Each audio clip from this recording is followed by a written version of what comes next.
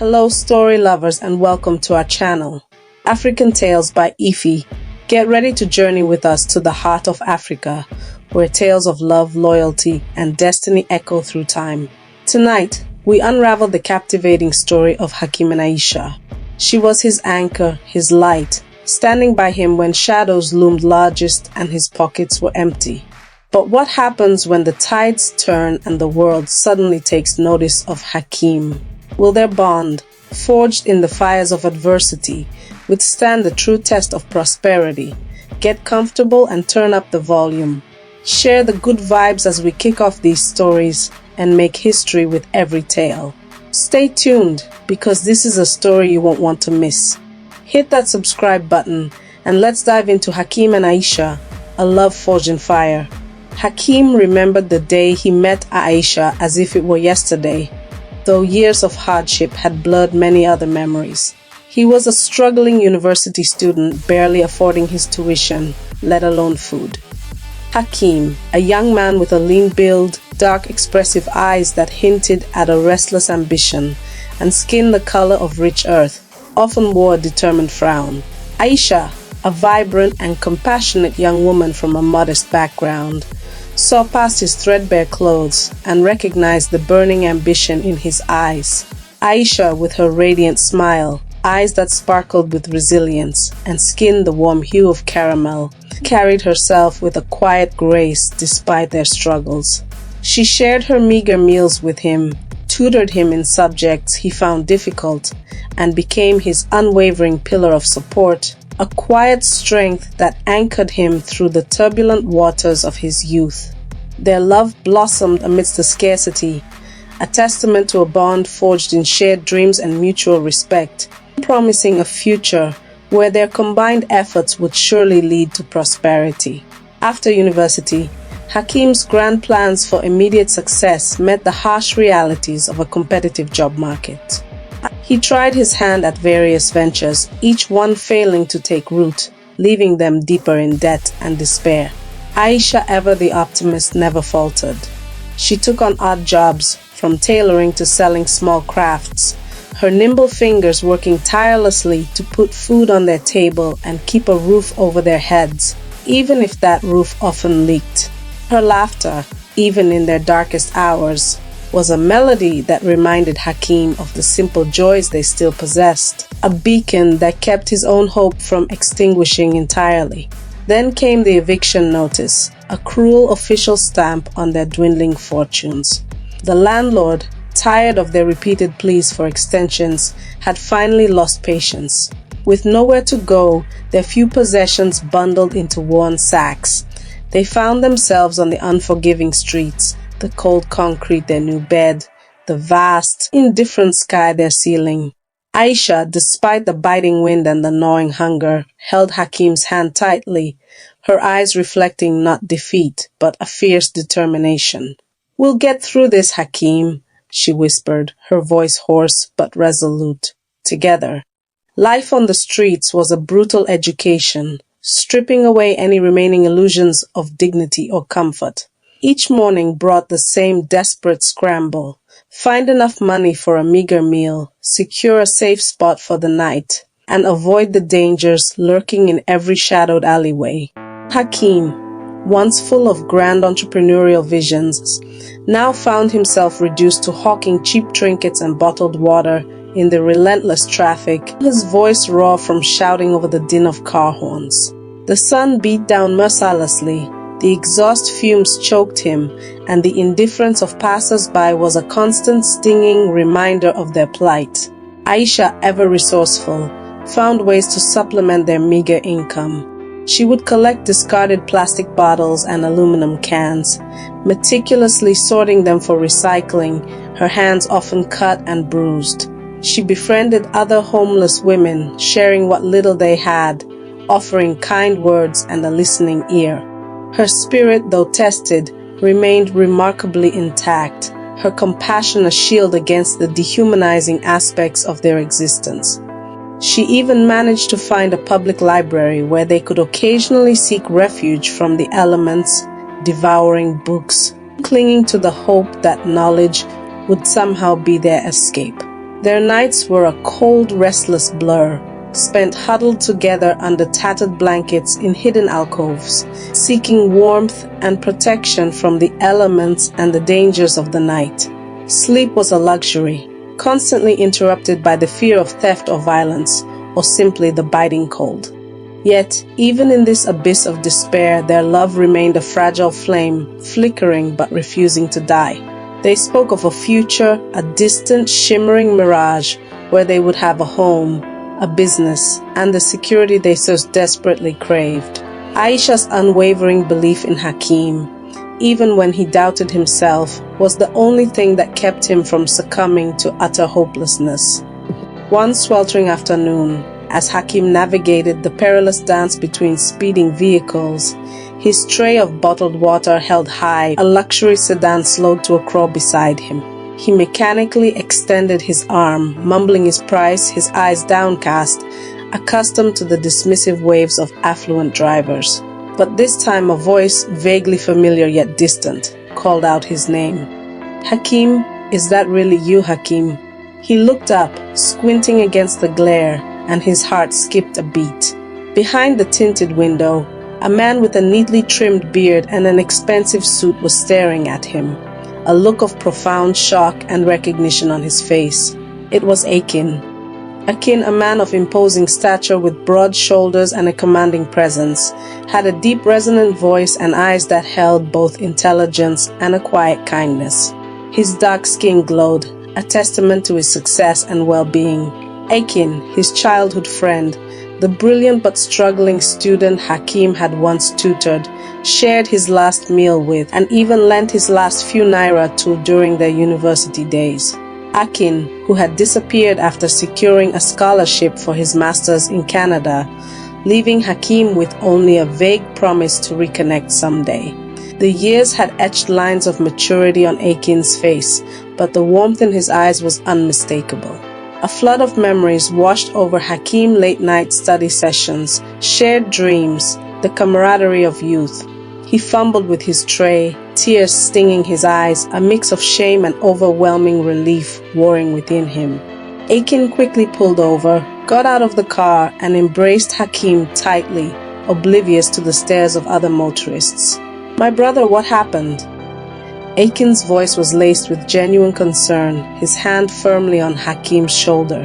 In that moment, amidst the chaos of the traffic, a tiny flicker of hope ignited in Hakeem's desolate heart, a hope he hadn't dared to entertain for what felt like an eternity. Akin insisted Hakeem get into his car, the plush leather seats a stark contrast to the rough pavement Hakeem had grown accustomed to.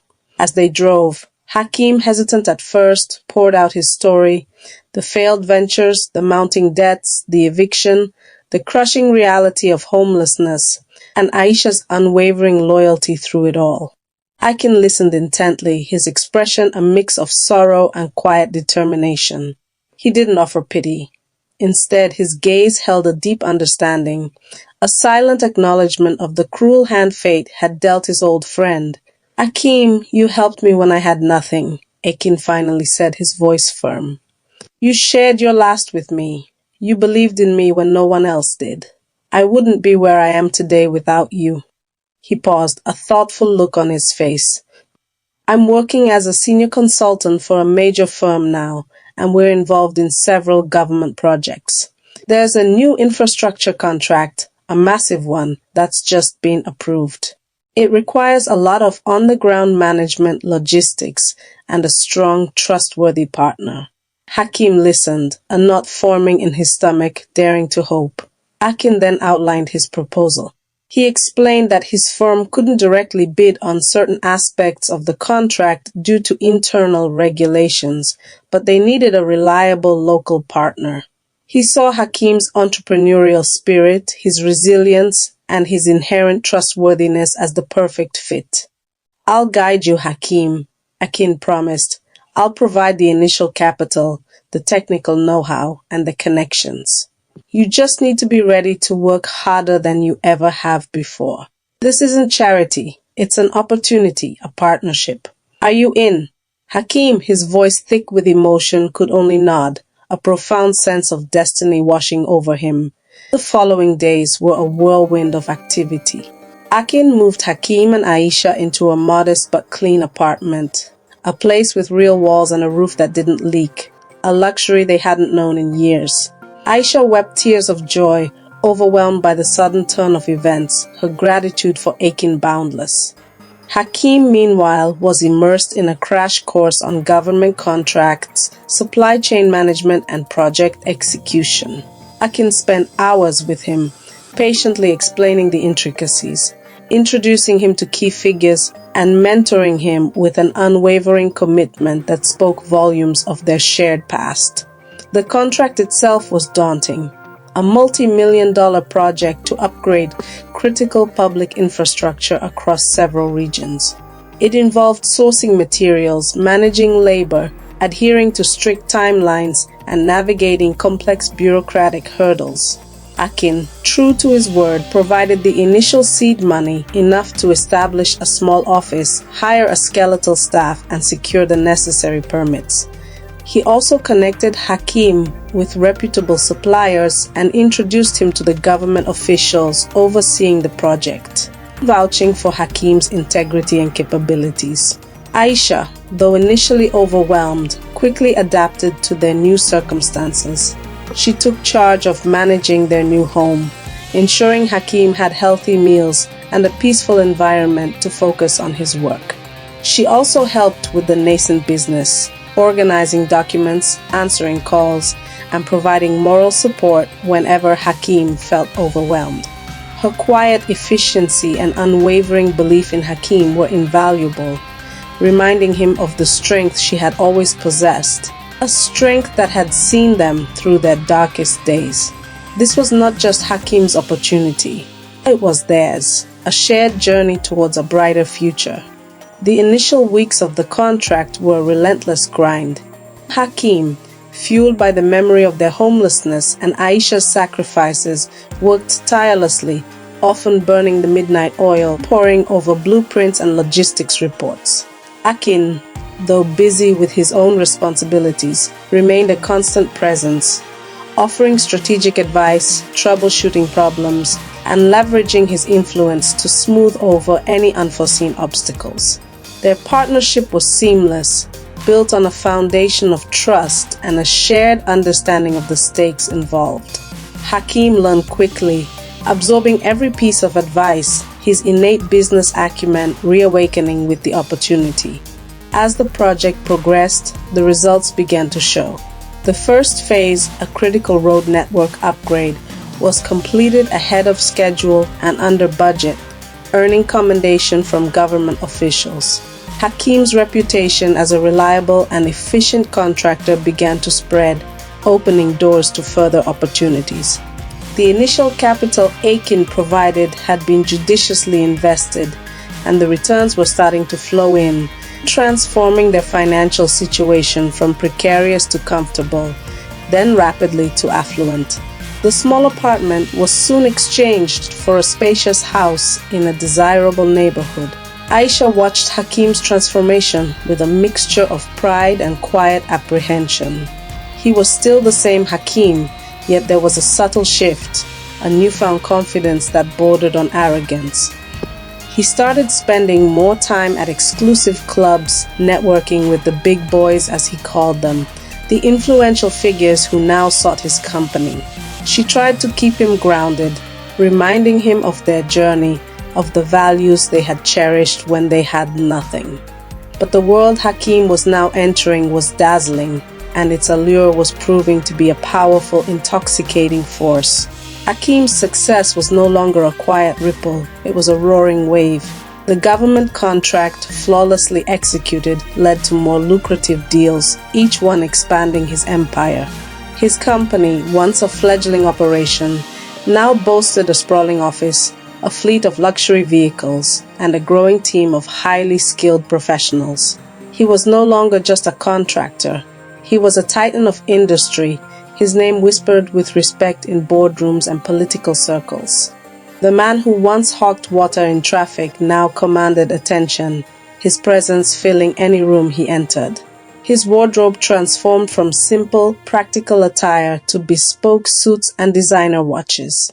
His taste in food shifted from Aisha's home-cooked meals to gourmet dining at exclusive restaurants, where he entertained powerful clients and influential friends. He acquired a taste for fine wines, expensive cigars, and exotic vacations, each new indulgence a symbol of his meteoric rise. The humble, grateful Hakeem of old was slowly being eclipsed by a polished, confident, and increasingly detached version of himself, one who seemed to forget the struggles that had shaped him. Aisha, still living in the shadow of his rapidly expanding world, found herself increasingly isolated. She tried to engage him in conversations about their shared past, about the simple dreams they once held, but his responses became increasingly terse, his attention fleeting. He would often return home late, his mind still buzzing with business deals and social engagements, leaving her feeling like an afterthought. The warmth that had once defined their connection began to cool, replaced by a growing chasm of unspoken words and unmet expectations. As Hakeem's wealth grew, so did his circle of friends. These were not the loyal companions forged in hardship, but fair-weather acquaintances drawn to his newfound power and influence. They flattered him, celebrated his every success, and introduced him to a world of opulence that Aisha, with her simple tastes and quiet demeanor, found increasingly alien. He began to see her through their eyes, a woman who didn't quite fit into his glamorous new life, a relic of a past he was desperately trying to outrun. He started making subtle criticisms disguised as suggestions. Aisha, perhaps you should consider a new wardrobe, something more modern. Or, darling, these social events are important. You need to learn to mingle, to hold your own in these circles. Aisha, hurt but understanding, tried to adapt, but she felt like a bird trying to fly in a gilded cage. She missed the simple evenings they once shared, the laughter over a shared plate of food, the comfort of their easy silences. The chasm between them widened with each passing day. Hakeem spent less and less time at home, his excuses becoming more elaborate, his presence more fleeting.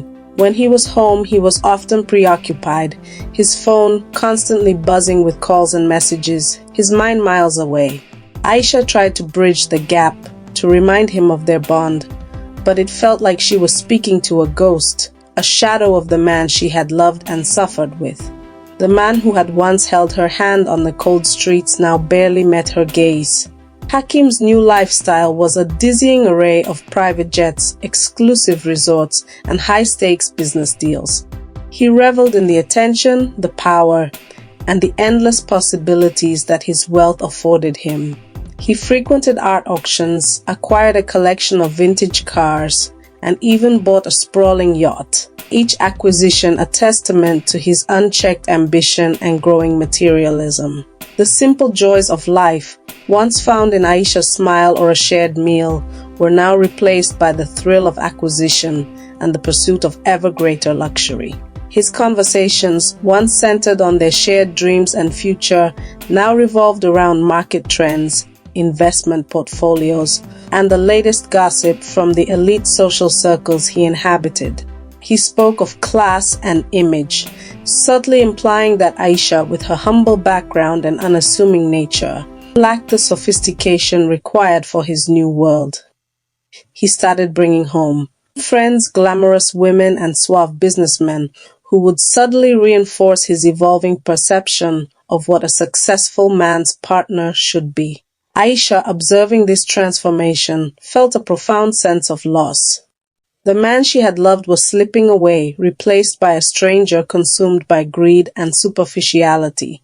She tried to remind him of their values, of the importance of humility and gratitude, but her words seemed to bounce off a newly erected wall of indifference. The shared history, the sacrifices, the very foundation of their relationship seemed to hold no weight against the glittering allure of his new reality. The silences between Hakeem and Aisha grew longer, heavier. Their conversations became transactional, devoid of the warmth and intimacy that once defined their bond. Hakeem would issue instructions, make plans without consulting her, and treat her more like a house manager than a beloved wife. Aisha, in turn, retreated into herself, her once vibrant spirit dimming under the weight of his neglect. The spacious house, once a symbol of their triumph, now felt like a lonely prison. He began to openly express his dissatisfaction, albeit in a veiled manner. "Aisha, you really should consider getting a personal stylist. My associates' wives are always impeccably dressed. Or perhaps you should take up a hobby, something that elevates your profile. Philanthropy, maybe." Each suggestion was a thinly veiled critique, a reminder that she was not enough, that she didn't measure up to his new standards. Aisha would nod, her heart aching, knowing that no amount of external change could bridge the growing emotional distance between them. Hakeem, who occasionally visited, noticed the tension. He tried to subtly intervene, reminding Hakeem of Aisha's unwavering support during their darkest days. "Remember where you came from, Hakeem," he'd say, "and who was there with you." Hakeem would dismiss his concerns with a wave of his hand, attributing it to marital issues or Aisha's inability to adapt. Hakeem, though troubled, could only watch as his friend, once so grounded, became increasingly consumed by the intoxicating allure of wealth and status. Hakeem's public appearances were always meticulously curated.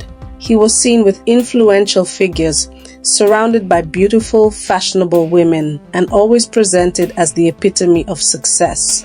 Aisha, meanwhile, was increasingly left behind, her presence deemed an inconvenience or worse, an embarrassment. He would find excuses for her absence at high-profile events, claiming she was not feeling well or preferred a quiet evening at home, even when she longed to be by his side. The once cherished memories of their struggles became a source of irritation for Hakeem. He would flinch when Aisha reminisced about their time on the streets or the humble meals they once shared. "Please, Aisha," he'd snap, "let's not dwell on the past. We've moved beyond that." He was trying to erase that chapter of his life, and Aisha, who embodied that past, became an inconvenient reminder of a reality he no longer wanted to acknowledge. Aisha, sensing his growing disdain, tried to make herself invisible, to avoid anything that might provoke his displeasure. She spent her days tending to the house, reading, or visiting old friends who still remembered the humble, loving Hakeem. She clung to the hope that this phase was temporary, that the man she loved would eventually remember the true meaning of their bond, that the glitter of his new world would eventually fade, revealing the enduring value of their shared history. The breaking point arrived subtly at first, then with a crushing finality. Hakeem began suggesting that Aisha move out, initially under the guise of giving her space or allowing her to find herself. He spoke of separate residences, of a more modern arrangement that would allow them both to grow independently. Aisha listened, her heart sinking, understanding the true meaning behind his carefully chosen words. He wanted her gone. He then escalated his demands, making it clear that her presence was no longer desired. "Aisha, this isn't working," he declared one evening, his voice devoid of emotion. "You don't fit into my world anymore. We've grown apart. It's time for you to leave." He offered her a generous financial settlement, a cold, calculated transaction that reduced their years of shared struggle and love to a monetary value. Aisha, stunned and heartbroken, tried one last time to appeal to the man she had loved. She reminded him of their vows, of the sacrifices, of the unwavering support she had given him when he had nothing. She spoke of their shared dreams, of the home they had built together, brick by painful brick. But Hakeem's eyes were cold, his resolve unyielding. The man who had once needed her desperately now saw her as nothing more than an obstacle to his continued ascent. The day Aisha left was a blur of tears and silent goodbyes. Hakeem was conspicuously absent, claiming an urgent business meeting, a final act of cowardice that spared him the pain of witnessing her departure. She packed a single suitcase, leaving behind the opulent life she had never truly desired, taking only the memories of a love that had once been pure and unwavering. The vast, empty house echoed with the silence of a broken promise. She found temporary refuge with an old friend, her spirit shattered but not entirely broken. The contrast between her current reality and the life she had just left was stark, a cruel reminder of how quickly fortunes and affections could change. She spent her days in a daze, replaying the events, searching for answers, trying to comprehend how the man she had loved so fiercely could have become so utterly heartless. Hakeem, meanwhile, felt a strange sense of liberation. The burden of his past, as he now perceived Aisha, had been lifted. He threw himself into his work and his new social life with renewed vigor, embracing the freedom to pursue his desires without constraint. He rarely thought of Aisha, and when he did, it was with a detached sense of justification, convincing himself that he had done what was necessary for his own happiness and continued success. Aisha struggled to rebuild her life. The financial settlement, though substantial, felt like blood money, a cold exchange for years of devotion. She found a small apartment, far from the glittering world Hakeem now inhabited, and tried to find solace in solitude. But the memories haunted her, the echoes of Hakeem's laughter, the warmth of his touch, the promises he had made under the stars when they had nothing but each other. She tried to find work to regain a sense of purpose, but her heart wasn't in it. The betrayal had left a gaping wound, a profound sense of disillusionment that permeated every aspect of her existence. She often wondered if she had been foolish to believe in love, to sacrifice so much for a man who ultimately saw her as expendable. The vibrant, optimistic Aisha was replaced by a quiet, melancholic shadow of her former self. Meanwhile, Hakeem's star continued to rise. He was featured in business magazines, lauded as a self-made success story, a testament to hard work and shrewd business acumen. He gave interviews, projecting an image of a benevolent leader, a man who had overcome adversity to achieve greatness. The narrative carefully omitted any mention of Aisha or the humble beginnings that had shaped him. His public persona was a carefully constructed facade, hiding the moral decay beneath. Hakeem's arrogance grew unchecked. He became dismissive of those he perceived as beneath him, quick to anger, and increasingly isolated from genuine connection. His friends were sycophants drawn to his wealth, offering little in the way of true companionship or honest counsel. Hakeem, his loyal friend and partner, found himself increasingly at odds with Hakeem's self-serving decisions and his blatant disregard for ethical considerations. Hakeem tried once more to reason with Hakeem, to remind him of the values they once shared, of the importance of integrity and gratitude. He expressed his concern about Hakeem's treatment of Aisha, warning him that such callousness would eventually catch up with him. Hakeem merely scoffed, dismissing Hakeem's concerns as old-fashioned and sentimental. He believed his success was solely a result of his own brilliance, forgetting the hand that had lifted him from the streets. The more Hakeem pushed Aisha out of his life, the more he seemed to push away anyone who reminded him of his past.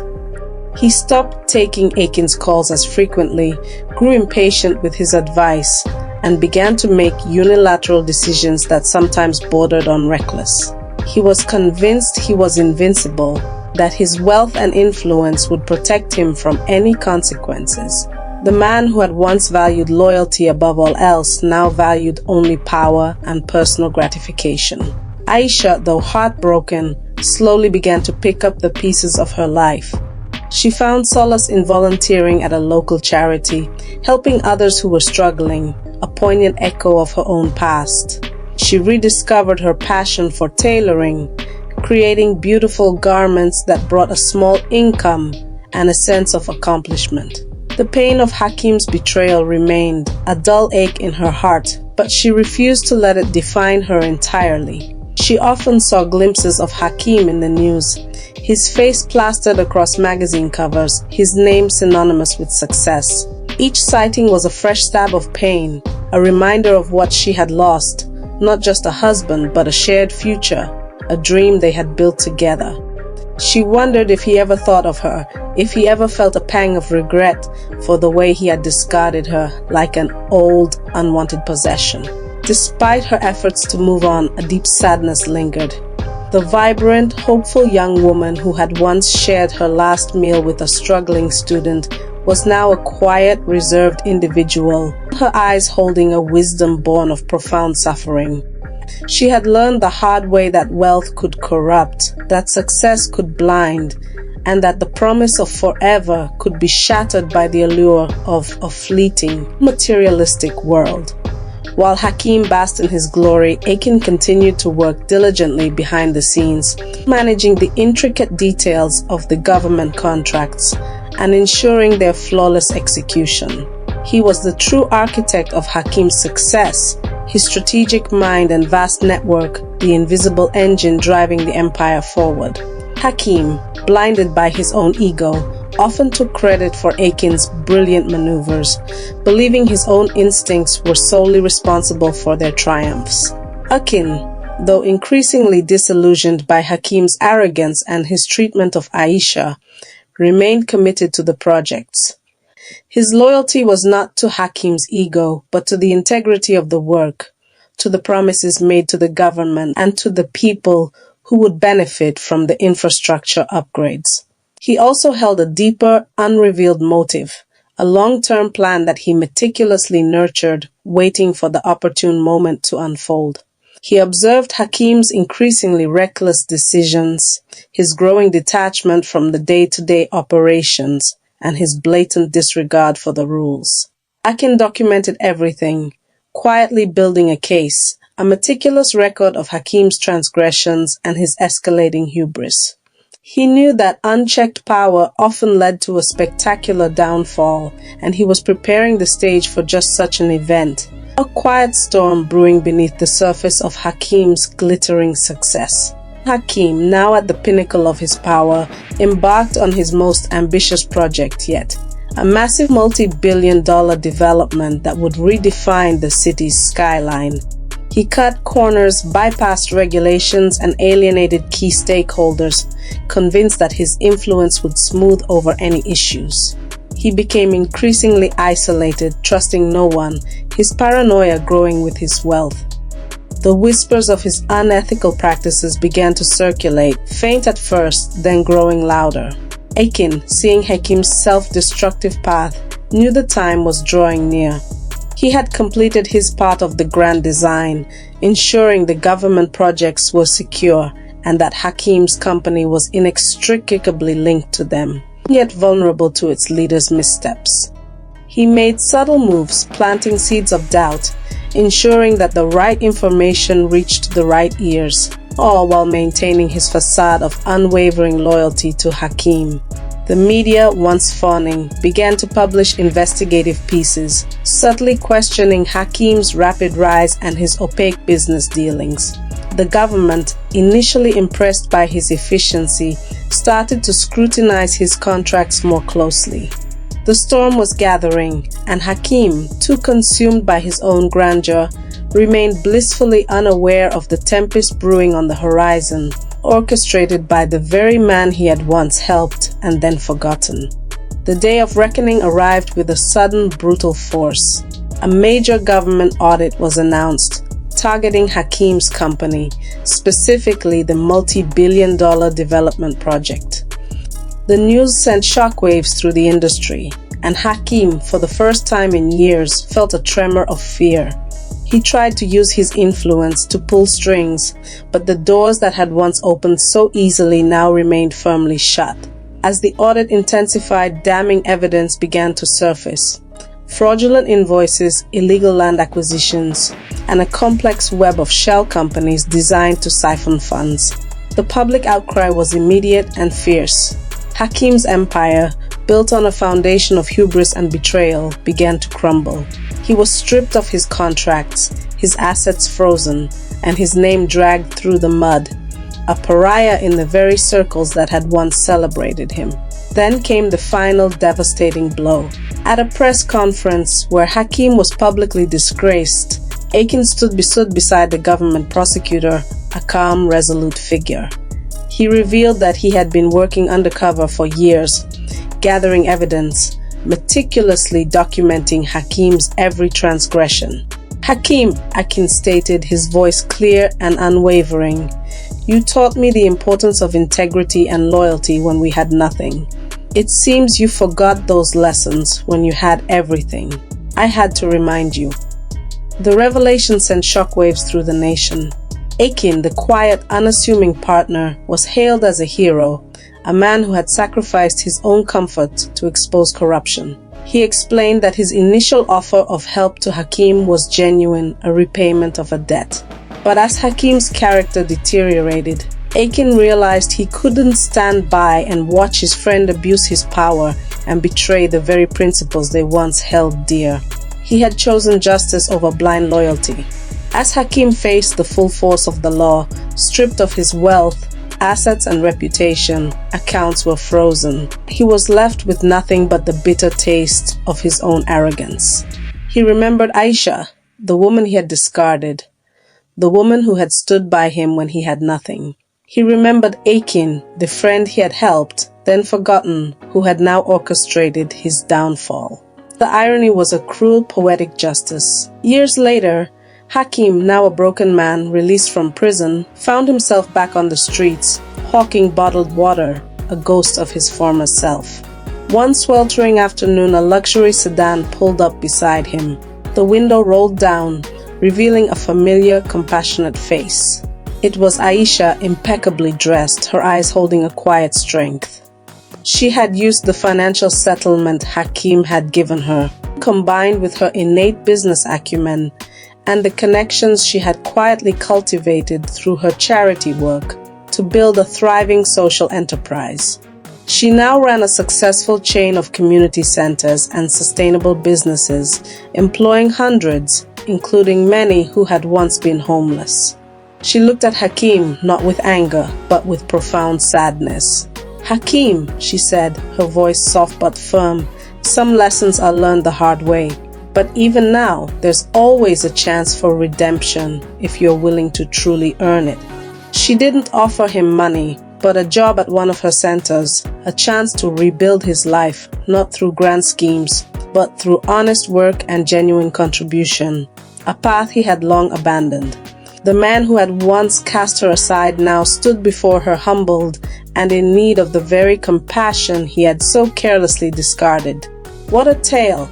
And that brings us to the end of another incredible journey. Wasn't that a tale to remember? Until next time. We hope you felt the rhythm, the warmth, and the spirit of Africa in every word. We're already counting down the moments until our next adventure together.